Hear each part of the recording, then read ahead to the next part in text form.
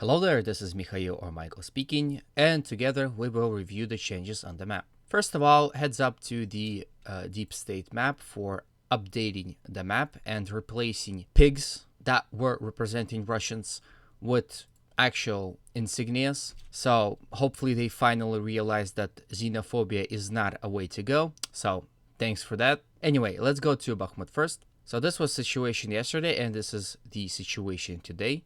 Basically, Russians are storming the outskirts of the city from the south in this general area, as well as they started fighting within the city itself right here. There are reports that Russians are attacking over Bakhmutka River with the support of these forces over here, as well as Russians are attacking from these areas right here, and there are reports of heavy fighting for this factory.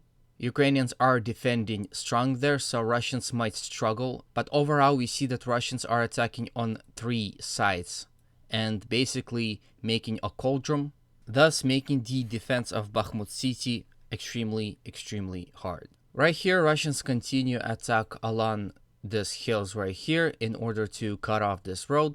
Overall, as you can see, no changes on the map had occurred, so it's safe to say that Ukrainians had repelled Russian attacks. From here we go to the north and we can see that no changes had appeared here, but Russians are attacking in the direction of the village of Bogdanivka and Hromove in order to establish full fire control over this road.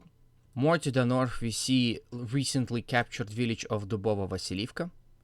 No changes had occurred on this front. Ukrainians are defending, but Russians are attacking towards the village of Zalysyansky and Orekhova-Vasilivka. From here we go to the Severne Liman front. Nothing had changed here. Russians continue their attack towards the village of Bilohorivka, as you can see by the arrow here, but without any success.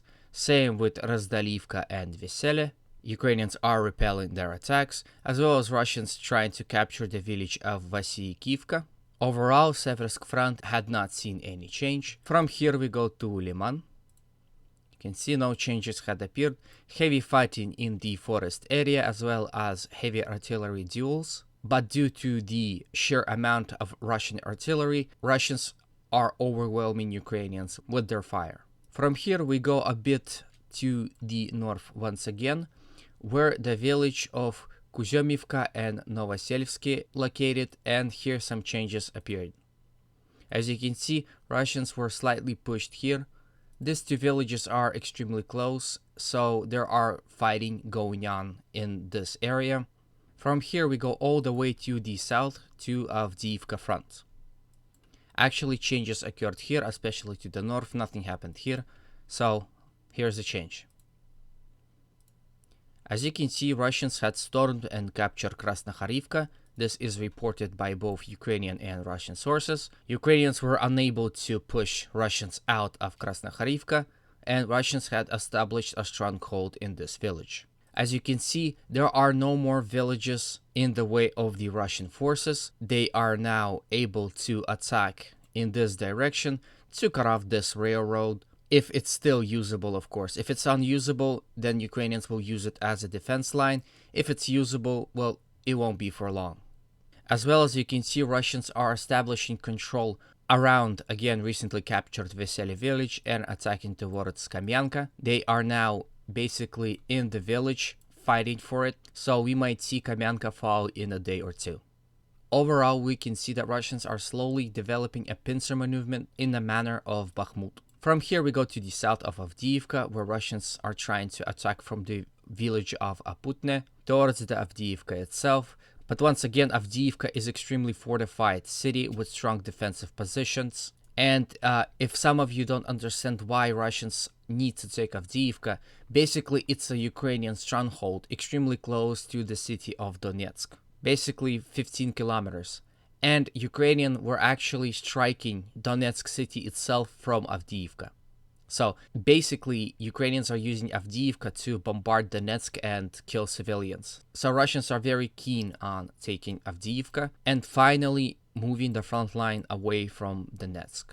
Russia has not seen any success attacking towards village of Pervomaisky, both from this side of the river and along this side of the river, as well as Russians are unable to capture the village of Nevelsky, but the map suggests that there are heavy fighting going on, but it would seem that Ukrainian positions are strong there. From here we go to Marinka. No changes had occurred.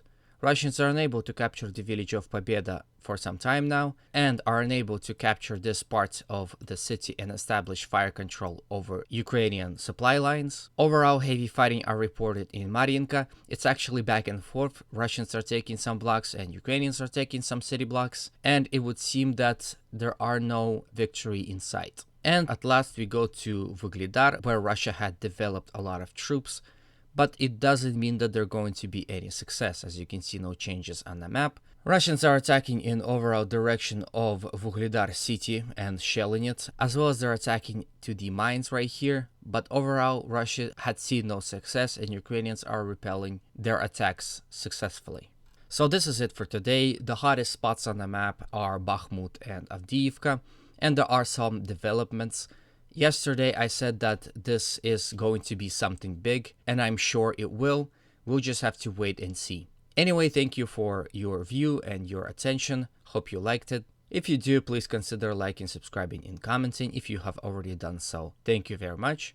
Hope you have a good day, and always remember, Russia will be free.